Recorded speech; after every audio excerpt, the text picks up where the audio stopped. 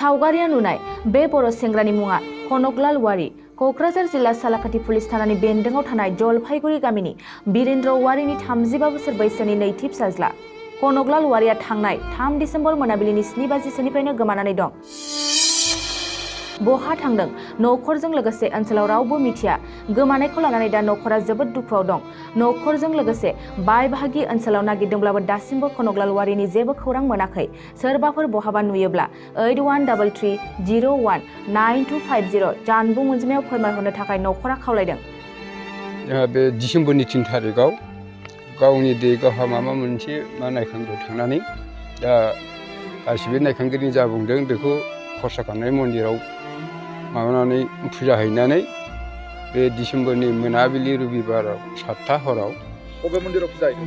बे जों नारजांबुरि बे नारजांबुरियाव मन्दिरखौ कमप्लिट फुजा होखांनानै मोनाबिलि 7थायाव गावनो ओंखाम ओंख्रि संनानै ओंखाम ओंख्रिखौ आवगाय संग्रोदों ओमफ्राय ओंखामखौ जाननानै बे 7था समावनो आंजों सासे लोगो दंमोन बेखौ परिमल राभा बे ओंखाम ओंख्रि संखांनाय अरदाबाव जों बाहेरायाव जिरायनायाव ओंखामखौ संनानै गालांदों।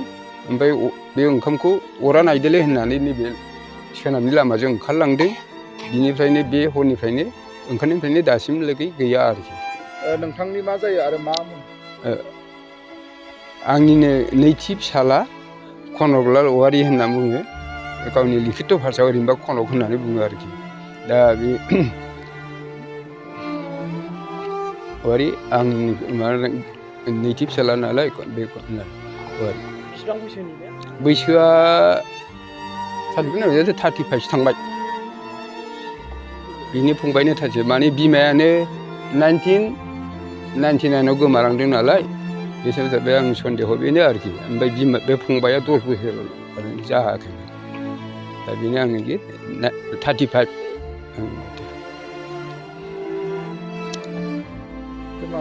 बुंनांगौआ बेनो आरो दिनै आंनि फिसाया दाख्लै डिसेम्बर 3 तारिख हरनि रबिबार 7थानिफ्राय मोनाखै नालाय गोमाबाय नालाय दा बेखौ सोरबाफोर बबावबाफोर थांसननानै जुदि बे आंनि फिसाला कनकलालखौ जाहाथे हमनानै जोंनो जाहाथे खबर होयो। बे आंनि फिसालानि बे नाम्बार फनाव माने दा मबाइलखौबो लाङाखै गारनानै थांदों। बे मबाइलाव दा गावनि फंबायानो लागासिनो दं। दा बहायनो जाहाथे खबरखौ हरो आंनि फिसाखौ गाज्रि मानसि होननानै हारा हास्टिजों दाखालामथों। बे सावगारिखौ नायनानै नोंथांमोनहा हमनानै लाखि आं बेखौनो लुबैयो आरो। गोमानाया सानब्रै जाबाय हरा हरथाम जानानै नै दाजों सानब्रै जानोसै हराबो। न'खराव माबाफोर जेंना जादोंमोन? न'खराव जेबो जेंना जायाखै। जोङो नांलायनायबो खमलायनायबो गैया। आंहा फिसाला 3मोन। सासेथ' गिदिरा आगना आलादा जानानै थांखाबाय। बे दा अन्ध्र प्रदेशआवनो मालाय खामानि मावगासिनो दं। ओमफ्राय दा आंजों दा बे सानैयानो दं। ओमफ्राय आंनि फिसौला बे फिसाला उन्दैनि गाननाय फिसौ सासे दं। बे जों साब्रै दं आरो दा बर्थमान। दा बेनो नैबे फुंखालि बिफा निजे जाय गथ'आ गोमादों बे गथ'नि बिफायानो थांनानै गावबुरा हिसाबै जानायदों। जानायनिफ्राय आं मिथिदों। मिथिनाय लोगो लोगोनो आं गामिनि माखासे मानसिफोरखौ नागिरनो थाखाय खावलायनाय जादों। दिनैसिमबो खुनु सुंसुत्र मोननाय जायाखै।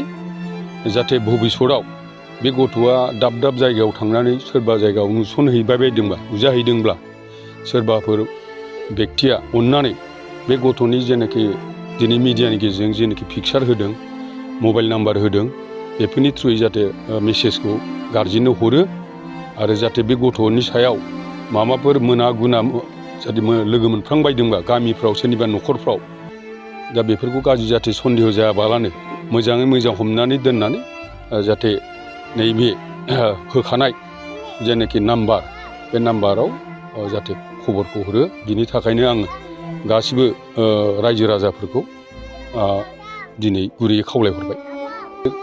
गावबुरा हिसाबै आं दिनै खावलायनाय थाबाय। गोजोन मास्टार उल' बिहा जेबो रेकर्ड गैया गामियाव सोरजोंबाबो सुथ्रुथा मन'भाब बा नांलाय खमलाय दिनैसिमबो आं गावबुरा हिसाबै बिनि एगेन्स्टआव आं जेबो कमप्लेनखौ मोनफेराखै। जों बयबो बुंनो हागौ जे बे गथ'आ बबे ग्रह दसाव बे दिनखालि गोमाखो बेनो आसरित जाबाय। बिनि थाखायनो आङो बयखौबो नैबे मिडियानि थ्रुयै नैबे होखानाय नाम्बार पिकचारजों महरजों मिलायोब्ला जाहाथे बे गथ'खौ अबेबा जायगायाव नुसनबायोबा गाज्रि जाहाथे सन्देह खालामाबालानो नैबे होखानाय नाम्बाराव जाहाथे खबरखौ हरो बिनि थाखायनो आङो माबा मोनसे जाहोनाव आन्दायनानै ओंखारलांदों होनना सानो? आन्दायनानै ओंखारलांनायखौनो जों होननांसिगोन जिहेथु बियो मोनाबिलि 7टासोनियाव बियो ओंखारलांदोंमोन गारजेन होननाय मथेबा दा बिनिफ्रायनो बे गथ'आ फैफिननो रोङाखै बे असम्भब आरोखि बेनो दा नंखायनो जों आन्दायदों बे साननानै दिगखौनो जों सानदांना लानानै दं बिनि एगेन्स्टै जों जेबो रिपर्ट मोनथ'नाय जायाखै। गोसो गुदुं गलादारफोरनि थाखाय मोनसे मोजां खौरां।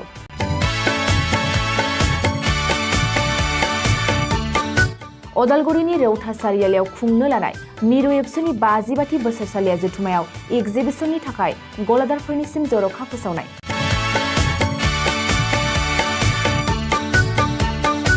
फैगौ 2023 मायथाइनि 26, 27, 28 आरो 29 जानुवारियाव खुंनो लानाय मिरु एबसुनि बोसोरसालिया जथुम्मायावनो बायदि रोखोमनि मुवा बेसादफोरखौ दिन्थिफुंगोन एक्जिबिसन। बे एक्जिबिसनावनो आबादारि, हेन्डलुम, टेक्सटाइल, फिचारि आरो हारिमु बायदि बायदि आयदाफोरखौ दिन्थिफुंनो थांखि लादों बानजाय आफादा। बेनिखायनो गोसो गुदुं सुबुं एबा गलादारफोरा एक्जिबिसनाव गला होफैनो हागोन आरो गला होनायनि सोमोन्दै आबुं बाथ्राखौ मिथिनोब्ला नैबे मबाइल नम्बर 9365245137 आव थोंजों सुलाद लानो हागोन।